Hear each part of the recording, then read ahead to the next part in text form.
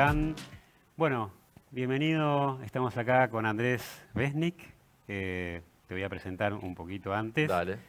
Andrés es doctor en física, es divulgador científico, profesor de la Universidad Torcuato Di Itela, publicó diversos artículos en revistas científicas sobre redes de comunicación y neuronales, participó en varios programas televisivos y varias charlas TED, protagoniza el espectáculo Humor Mate Mágico en el Paseo de la Plaza. Sí. Y bueno, actualmente conduce la Liga de la Ciencia en la televisión pública argentina, que es un programa que ganó el Martín Fierro Mejor Programa Cultural en 2019, perdón. Y bueno, autor de distintos libros como Neuromagia, Atletismo Mental y otros, ¿no? Bueno, gracias Andy por estar acá con nosotros hoy. Por favor, gracias por la invitación. Por favor. Bueno, un poco la idea acá es, estamos en este evento de CX Talks y el tema de choice hacking y neurociencias creemos que es un punto bastante interesante. Se hablan muchas cosas sobre esto últimamente y bueno, queremos compartir un poco, que nos des tu punto de vista como neurocientífico, como investigador, sobre alguna de estas aristas, ¿no?, que se pueden dar. Y en lo que es el estudio, digamos, de neurociencias, ¿nos querés contar un poquito cómo ha sido un poco la historia, cómo llegamos hoy acá? Sí, ahora lo más interesante para mí tiene que ver con lo que llamamos no neurociencias, sino neurociencias cognitivas, ¿no? La neurociencia nace a principios del siglo XX, se la suele nombrar ahí como el inicio de la neurociencia, con Ramón y Cajal, un español que fue el primero que vio que el cerebro estaba constituido por neuronas, tiene unos dibujos muy lindos, muy famosos. Pero en la década del 80, en 1980, aparece la neurociencia cognitiva, que es el estudio de la relación entre el cerebro y la mente, ¿no? Entre fenómenos cerebrales, lo que pasa a nivel físico, fisiológico en el cerebro, y lo que pasa con los pensamientos, las emociones, los sentimientos, las sensaciones. Y esos estudios que dieron nacimiento a la neurociencia cognitiva fueron estudios realizados por un investigador llamado Michael Gazzaniga, un norteamericano, que hizo estudios muy interesantes y que creo que tienen que ver con lo que vamos a charlar hoy, que son estudios que hizo él con personas que tienen el cerebro partido al medio, literalmente el cerebro partido al medio. Por una operación quirúrgica eran personas con epilepsias y por cuestiones que no vienen al caso se les había cortado con un serrucho, literalmente el cuerpo calloso, el conjunto de neuronas que une los dos hemisferios cerebrales.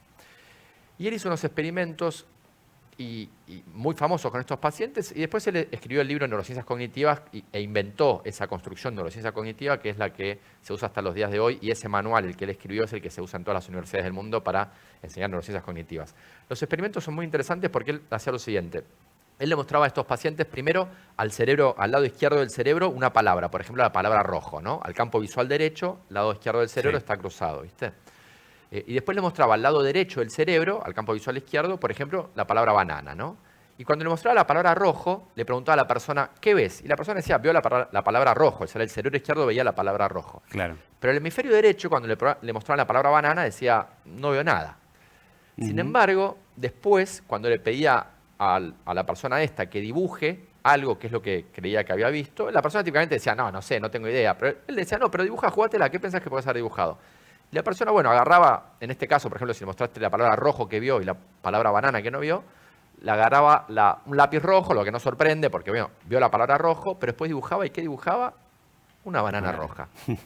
Lo que ya en sí era sorprendente, porque él dijo no haber visto la palabra banana. Claro, como que conscientemente no lo tenía. Conscientemente no lo tenía, pero evidentemente de alguna forma su cuerpo lo había registrado, su cerebro lo había registrado. Claro. Y ahí no termina la cosa. Él cuenta en su autobiografía que tardó 10 años más en hacer la pregunta realmente más interesante, porque ya eso en sí era todo un descubrimiento y salía a publicar los papers, por esto de Publisher Perish. Claro. Y entonces, después de eso se dio cuenta que había una pregunta mucho más interesante, más allá de que este fenómeno era interesante, que era la de, porque ¿qué harían ustedes, no? Si estás frente a este fenómeno, ¿qué haces? La siguiente pregunta en realidad es, che, ¿por qué dibujaste una banana?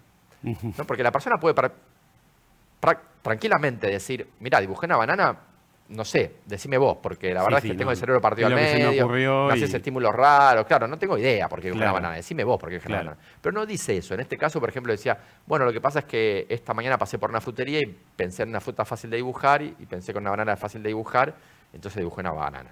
¿No? Claro. O puede decir, no, es que voy a viajar a un país con muchas bananas, entonces pensé en banana, pero siempre justifican a posteriori una decisión que toman por razones inconscientes que desconocen. Claro, como que el cerebro de alguna forma construye una historia. Exacto. Que claro, no por es eso, tal vez claro, objetivamente la cierta, por decirlo de alguna forma, ¿no? Exacto, por eso tiene que ver con esto de choice hacking, ¿no? Lo de que nuestro cerebro hace en la enorme mayoría de las veces, no siempre, y eso me parece que es importante resaltar, no siempre, Sí. pero es justificar a posteriori una decisión que nuestro cerebro toma por una razón inconsciente que desconocemos. Muchas veces Claro. razón emocional, ¿no? Claro. Pero resalto lo de no siempre porque tampoco se trata de que nunca razonemos sobre lo que hacemos y nunca realmente tengamos buenas razones para las decisiones que tomamos y nunca podamos, al final de cuentas, si pensamos profundamente y razonamos críticamente, llegar a un buen argumento de por qué tomamos la Claro. decisión que tomamos. Y lo digo porque hay una frase de López Rossetti que me gusta mucho y famosa, que es la de que no somos seres racionales, somos seres emocionales que razonamos. Somos seres emocionales, es verdad, pero razonamos, a veces razonamos. Sí, sí.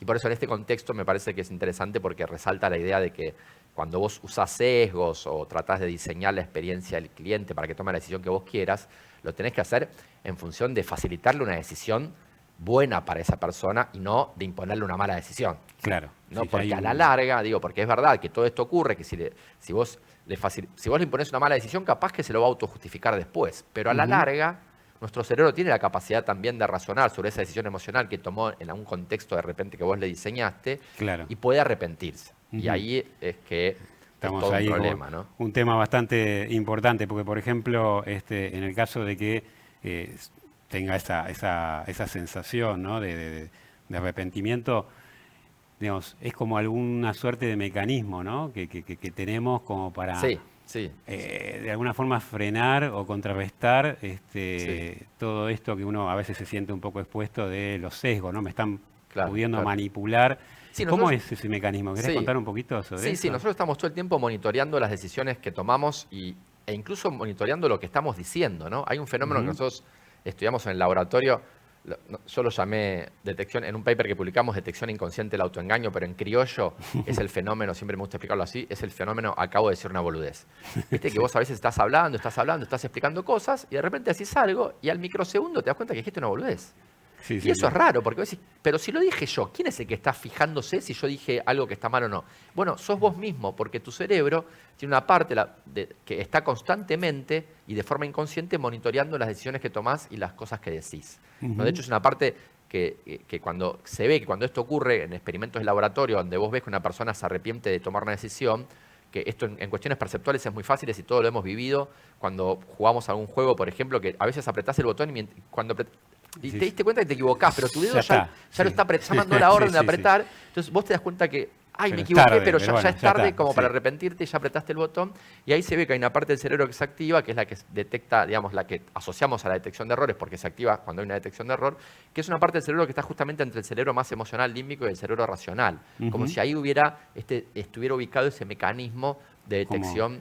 como un intermedio, ¿no? Porque en un poco lo que comentaba Claro, Kahneman hablaba de pensar rápido, pensar despacio, como si fueran dos mecanismos, uno automático y otro muy claro. racional. Este sería Sí. como un intermedio entre Claro, ambos, ¿no? hay como un intermedio que está entre lo emocional y lo racional que se encarga justamente de monitorear las decisiones que Sí. tomamos. Está bueno porque en general no se habla de eso, ¿no? Está muy el tema No, muy sí, fuerte el tema sesgos. claro, desde Kahneman y Dan Sí, sí. Ariely, ¿no? Estaba viendo, antes de venir para acá, dije, ¿en qué año se publicó Pensar rápido, pensar despacio? 2011. Y el Ujú. otro gran bestseller de Dan Ariely, Sí. Previsiblemente Irracionales, fue el 2008, que fueron dos libros que fueron bestsellers en todo el mundo y pusieron sobre la mesa y a la luz de todos, frente a los ojos de todos, la idea de los sesgos y de que nuestras decisiones son tomadas a través de atajos mentales que nos facilitan las decisiones, pero que tienen a veces sus problemas y que justamente pueden Sí. ser utilizados esos mecanismos por otras personas para Para- tratar de hackear, si se quiere, tus decisiones. ¿No? para el mal, digamos. Sí. ¿Y esto cómo se relaciona con el concepto de post-purchase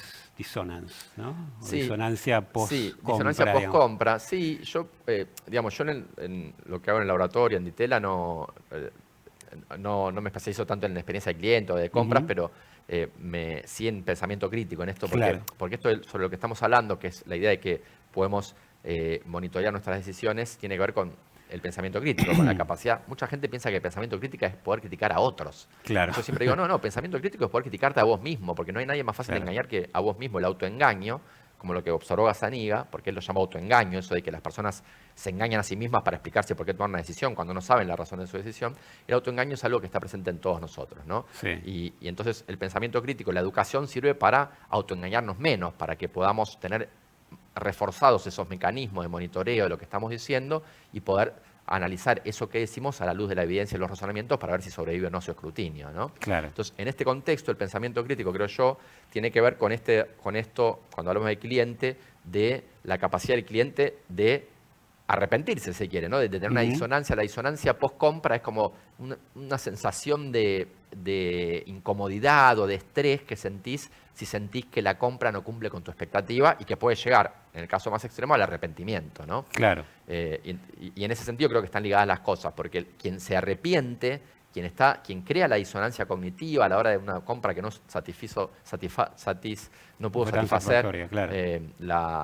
tus expectativas, esos circuitos de monitoreo. Vos en principio querés creer que compraste bien, en principio tenemos el sesgo de confirmación, nos gusta creernos que hicimos buenas elecciones, pero bueno, tu cerebro no puede dejar de observar si hay algo que no cumplió con lo que vos esperabas. Claro.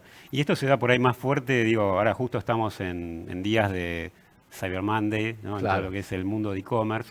Claro. Y todo el tema de por ahí, no sé, algún tipo de sesgo que se puede haber aprovechado, a veces las promociones, el famoso cartelito, nos quedan tantos en stock o hay tantas personas viendo lo que estás viendo o queriendo comprar lo que estás comprando y que a uno por ahí lo aceleran en su decisión. Bueno, un poco con este concepto pueden ser un arma de doble filo, ¿no? Porque te pueden estar empujando a comprar, pero después viene este mecanismo un poco más crítico. Sí, ni hablar. Puede ser un arma de doble filo en primer lugar porque, bueno, si ve que dice quedan 3 ítems y después entra la hora y siguen quedando 3 ítems y quedando 3 ítems, bueno, el tipo se da cuenta o la mujer se da cuenta que lo estás engañando y eso, por supuesto, es malísimo, ¿no? Claro. Pero además puede ser que eso no pase y que haga la compra y que además, como hizo una compra acelerada y sin pensarlo mucho, bajo el sesgo de esa emoción de que, uy, no, me voy a perder esta oferta, que ya quedan pocos ítems, mejor compro ahora. Después puede pasar que el producto no sea lo que esa persona espera y termine arrepintiéndose, ¿no? Claro. Y online pasa mucho eso, ¿no? Recién estábamos comentando unas encuestas que dicen que el 90% de las personas se arrepintió de algún producto que compró online. Claro, tal cual. Y bueno, un poco, especialmente en Estados Unidos, pero creo que eso a nivel del e-commerce va creciendo, a nivel global, hasta más de un 20% de clientes terminan concretamente devolviendo su compra. Claro. Con un costo enorme, ¿no? Para las empresas. Claro, sí. Y en línea con esto, ¿qué consejos por ahí ya en el mundo de lo que puede ser un e-commerce o una variedad, foco en e-commerce por el Cyber Monday, pero podría ser una compra en general, ¿no? Que haya tenido algún contenido posible de impulsividad? Sí, mi sensación es que han avanzado mucho los e-commerce grandes, las grandes empresas, Amazon, Mercado Libre, y ya setearon ciertos estándares, ¿no? Entonces, lo mínimo que tiene que haber es, por ejemplo, que vos cuando compras algo tenés que saber que tu orden fue recibida y cuándo va a llegar. Entonces, la mínima información. Ya si vos apretaste un botón de comprar y no sabés bien cuándo va a llegar, si tu orden fue recibida o no, ya empieza mal la experiencia, ¿no? Sí. Eso para empezar. Después, otros consejos que se pueden dar es, por ejemplo, el de que junto con la compra, porque también pasa algo que cuando vos estás contento con algo, esa emoción tiene un tiempo de vida bastante corto. Entonces, cada día que pasa o cada hora que pasa va decayendo. Entonces, está bueno que cuando llegue la compra, llegue también algún acompañamiento. Primero, por ejemplo, puede ser un email donde vos, no un email donde tratás de vender otras cosas que no tienen nada que ver o hacer propaganda de tu empresa. A veces pasa eso, ¿no? A veces pasa eso. Se quiere ir al cross-selling. Sí, un email, por ejemplo, con consejos sobre cómo utilizar bien el producto que vos acabas de comprar. El otro día leí un artículo que decía, bueno, si compraste una manta para hacer yoga, que a veces con el uso van adquiriendo feo olor, bueno, consejos sobre cómo usarla y cómo lavarla para poder tener una mejor experiencia, ¿no? Claro. Eso como primer cosa. Lo otro también que se me ocurre es poder que la experiencia, que esto creo que también se sabe mucho, el tema del unboxing, ¿no? Cuando abrís el un momento de pico de experiencia, ¿no? Un poco el famoso pick and rule, la regla del pico y el final a nivel de Claro, y vos ves las grandes... Exacto, claro, sí. Vos ves las grandes empresas que tienen muy cuidado eso, ¿no? Amazon, que te viene el producto, por ejemplo, con la batería cargada, un detalle que es fundamental porque vos te llega y ya lo querés usar rápidamente. Y está todo, hasta el olor cuando abrís la caja. Sí, el packaging. Está pensado para que tengas una buena experiencia. Y después lo otro que se me ocurre también es el tema de que tu política de devolución o de cambio de los productos no esté escondida en la página web. ¿no? Claro. Inclusive que vos activamente ofrezcas el cambio o ofrezcas la evolución del producto. Ujú. Porque eso también va a hacer Sí. que esa disonancia, si existe, se disipe rápidamente y no quede una sensación amarga hacia la empresa o hacia quien te vendió Sí, el sí, como que la producto. empresa está queriendo evitar o esquivar Claro, esa situación, ¿no? Ser sí, proactivo en eso. exacto. Sí. Buenísimo. Bueno, Andrés, la verdad que seguiríamos hablando muchísimo por Bueno, horas, está buenísimo, pero nada, te quería agradecer por tu favor. presencia acá, darnos, bueno, un poco esa visión científica de todo lo que es el mundo de experiencia y cómo el tema de neurociencias cada vez más se empieza a conectar con este mundo de experiencia. Así que bueno, muchas gracias por compartir esto con nosotros, ¿sí? No, por favor, gracias a vos por la invitación.